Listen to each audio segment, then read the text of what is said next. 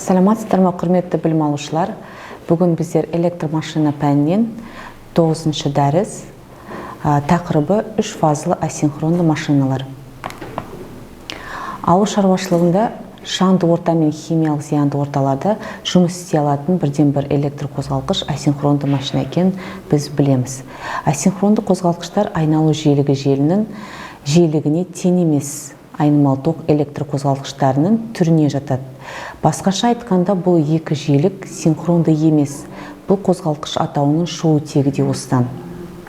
Асинхронды қозғалтқыштың жұмыс сипаттамалары деп айналу жиілігінің, айналу моментінің, қуат коэффициентінің және пайдалы әсер коэффициентінің қозғалтқыштығын білігіндегі пайдалы актив қуатқа тәуелділігін айтады.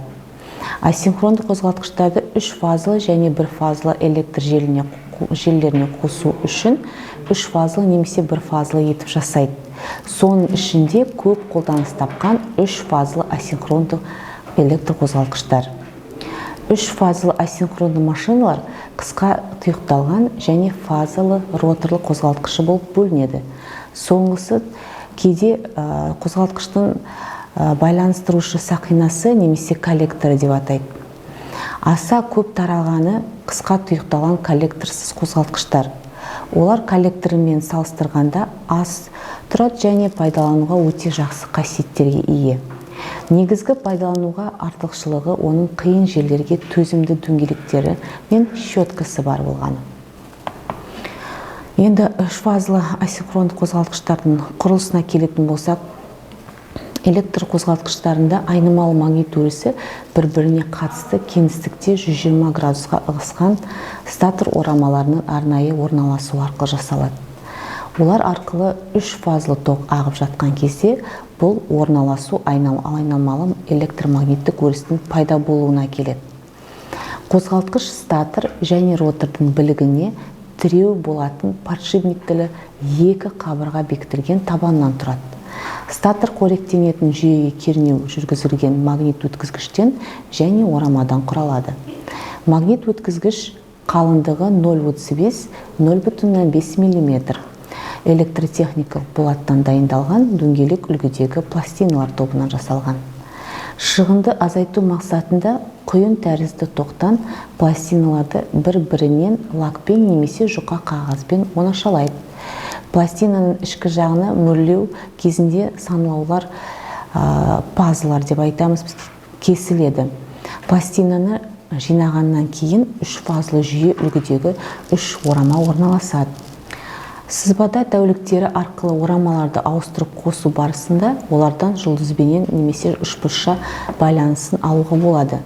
Қозғалтқыш пластинасын жақсылап салқындату үшін араларына тарамдалған қырлы пластиналар пакетте таңдалынып алынады. Осындай пластиналар статордың екі жағына да орнатылады. Ротор ішінде статор және екі жағын подшипниктер бекітеді. Ротор жүрекшесі электротехникалық болаттан дайындалған бір-бірінен оңашаланған пластинадан жасалады. Пластиналардан жүрекшені құрастырғаннан кейін орама орналасатын паздар жасалады. Коллекторлы қозғалтқыштарда орама сұлбасы бойынша коллекторлы сақиналары оңашаланады. Кейін 3 фазалы жұлдызша орнатылған роторда орындалуы мүмкін. Коллекторлы сақинаға бұрыштық немесе мыс щетка алынады. Осы орама көмегімен қысқа тұйықтауға немесе кедергіге арттыруға болады. Коллекторлы қозғалтқыштар өте жақсы жіберу және реттегіш сипаттамаларға ие және аса жоғары қуатта орындалады. Коллекторлы емес қозғалтқыштарға қысқа тұйықталған ротордан тиын торы сияқты аталатын алюминийден алынған жүрекшенің пазысына құйылған орама болады. Осындай орамада оның өткізгіштерінің барлық құраушылары ротор дөңгелекшеліктеріне бір-бірімен тұйықталады. Қозғалтқыш желдету үшін сақина қалақ болып құйылады. Шығынды азайту мақсатында қозғалтқыштың статоры мен роторын арасындағы санлау минималды болу керек. Әдетте санлау 0,3 немесе 1,5 мм аралығында болады. Үлкен қозғалтқыштарда санлау үлкендеу болуы мүмкін. жұмыс істеу принципіне тоқталатын болсақ, ротордың орамасына әсер ететін статордың айнымалы магнит өрісі онда индукциялық токтардың пайда болуына келеді. Олар ротордың орамасы арқылы ағып, өздерінің электромагниттік өрісін жасайды. Осы өрістердің өзара әрекеттесуі роторды айналдырады. Магнит сияқты электр қозғалтқышының статорының полюстері бар, бірақ электр қозғалтқышындағы полюстердің тұрақты магнитімен айырмашылығы 2-ден көп болуы мүмкін, ал олардың саны әрқашан жұп болады. Статордағы полюстер саны магнит өрісінің айналу жылдамдығына және сәйкесінше ротордың айналу жылдамдығына тікелей әсер етеді.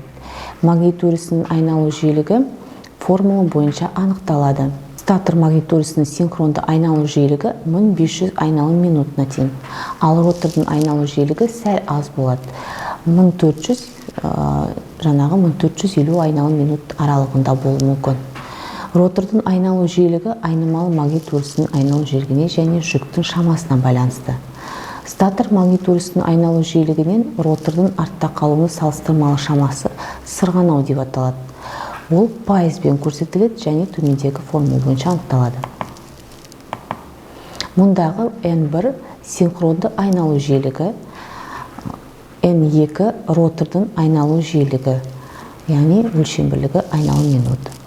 Бұл теңдеуден қозғалтқыштың айналу жиілігін реттеудің екі жолының бар екені көрініп тұр. Яғни қозғалтқышқа берілетін кернеудің жиілігін реттеу немесе магнит полюстерінің санын өзгерту арқылы. Осымен дәрісіміз аяқталды. Тыңдағандарыңызға рахмет. Сау болыңыздар.